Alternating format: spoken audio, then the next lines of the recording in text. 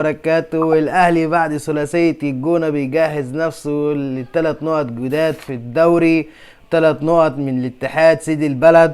بيجهز بقايمه فيها شوبير والزنفولي وهاني وعمر كمال ومتولي وربيعه، 4 بس في الدفاع. ربنا يستر وربنا ما يجيب اصابات ولا بيجيب اي حاجه. تحتهم مروان عطيه واكرم توفيق وكوكا وندفت وامام امو الحرقاني الكبير وقفشه وكريستو، اللي نقول له عودة حميدة لقايمة من أول وجديد، وأتمنى إنه يلعب بكرة وياخد فرصته عشان نعرف نحكم عليه. والشحات ورضا سليم وكريم فؤاد اللي برضه بنقول له عودة حميدة، ونتمنى برضه ياخد فرصته بكرة ويعتمد عليه عشان خاطر الروتيشن. وتحتيهم وسامة وعلي وكهربا، وربنا يستر موديست مش عايزينه يشارك، نسبة المشاركة مش فعال، مش قوي.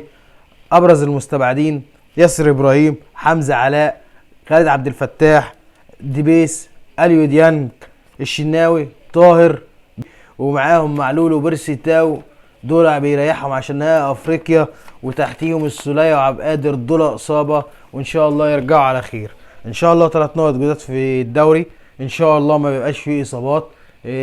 بعض الملاحظات على المستبعدين: ياسر ابراهيم ما عندناش بديل في الدفاع، كريم الدبيس كان افضل من ان هو يلعب بعمر كمال.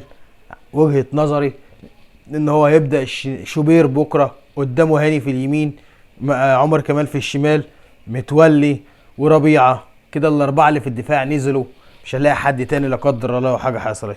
هيطلع قدامه مروان عطية وامام وكوكا، وقدامهم هيبقى الشحات ورضا سليم ووسام. ده من وجهة نظري انا لو هو هيكسب المباراة ويغير في الشوط الثاني او في الدقيقة 60 زي ما بيغير، هينزل يا اما كريم فؤاد وكريستو الناحية التانية.